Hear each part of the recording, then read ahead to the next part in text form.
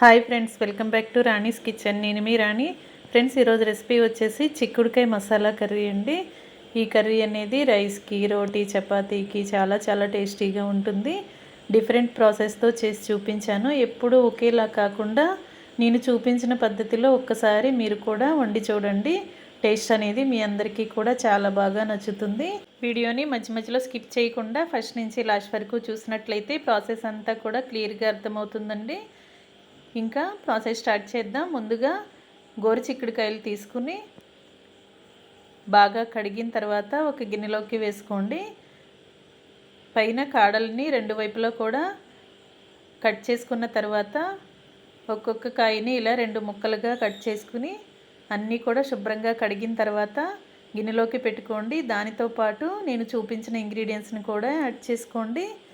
Stove on చేసి cooker పెట్టుకుని 1 table spoon వరకు ఆయిల్ పోసుకుని ఆయిల్ కొంచెం కాగిన తర్వాత మనం ముందుగా కడిగి పెట్టుకున్న చిక్కుడుకాయలన్నీ కూడా కుక్కర్లో వేసుకుని 1 గ్లాస్ వరకు వాటర్ని పోసి 1 టీ స్పూన్ వరకు సాల్ట్ వేసుకోండి. ఈ సాల్ట్ అంతా కూడా వాటర్లో కలిసేంత వరకు గరిటెతో ఒకసారి బాగా కలిపినట్లయితే సాల్ట్ అంతా ముక్కలకి పడుతుందండి.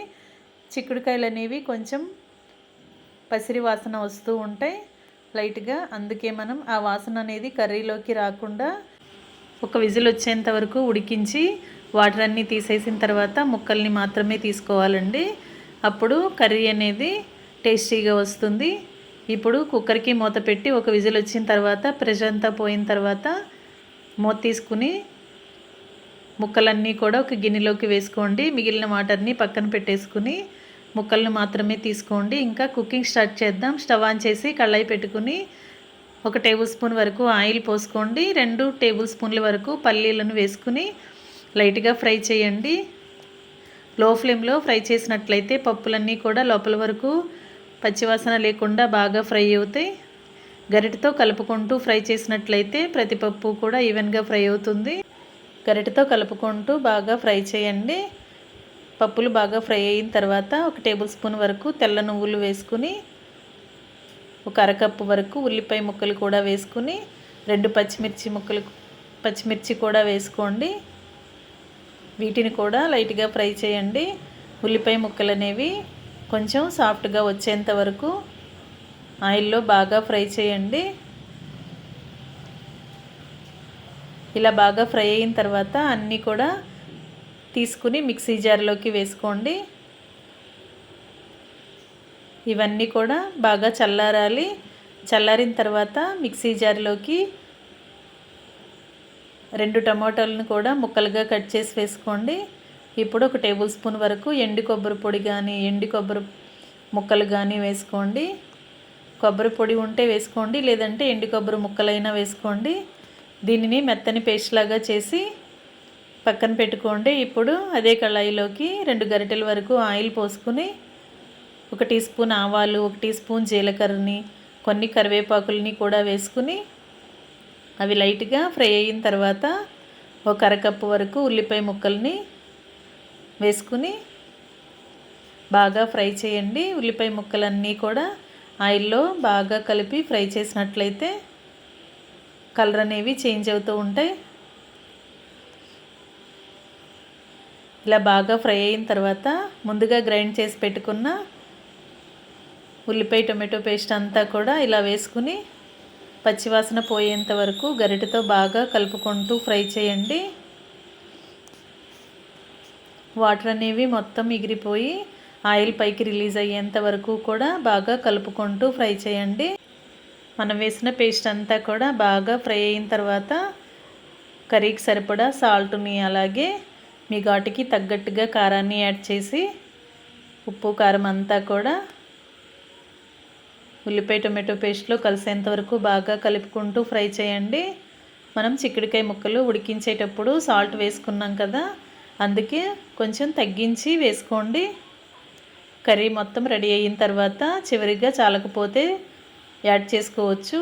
ఒకేసారి ఎక్కువగా వేయొద్దు.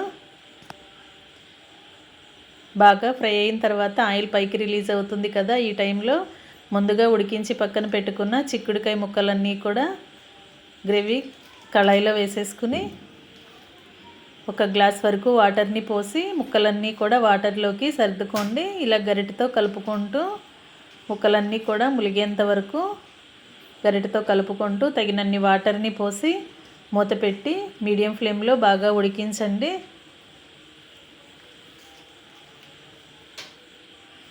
మూత పెట్టి ఉడికించినట్లయితే కర్రీ త్వరగా ఉడుకుతుంది. మధ్య మధ్యలో మూత తీసుకుంటూ గరిటెతో కలుపుకుంటూ ఉడికించండి. ఫ్రెండ్స్, ఛానల్ని ఫస్ట్ టైం వాచ్ చేస్తున్న వారు సబ్స్క్రైబ్ చేసుకుని పక్కనే ఉన్న బెల్ బటన్ని క్లిక్ చేయండి. నేను పెట్టబోయే రెసిపీస్ అన్నీ కూడా మీ ఫోన్కి నోటిఫికేషన్కి వస్తాయండి. ఓపెన్ చేసి చూసి మీరు కూడా ట్రై చేసి మీకు ఎలా వచ్చిందో నాతో కామెంట్ సెక్షన్లో షేర్ చేసుకోండి.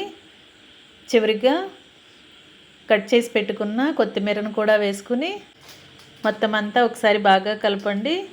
ఎక్కువగా గరిటెతో కలుపుతూ ఉన్నామంటే ముక్కలు అనేవి మెత్తగా అయిపోతాయండి. మనం ఉడికించిన ముక్కలు కదా, లైట్గా కలుపుకుంటే సరిపోతుంది. చివరిగా కొంచెం గరం మసాలా కూడా యాడ్ చేసుకుని మసాలా అంతా కూడా ముక్కలకు పట్టేంత వరకు గరిటెతో బాగా కలపండి.